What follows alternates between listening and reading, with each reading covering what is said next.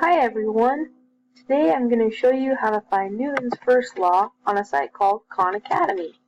So first we're going to type into our little search bar khanacademy.org.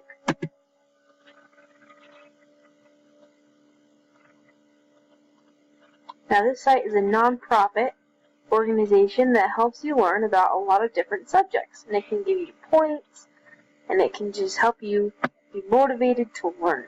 So we're going to go to the search bar right at the top, and we're going to type in Newton's first law. And we have a couple different things that popped up. So we're going to go down to this third link that has a big black picture on it.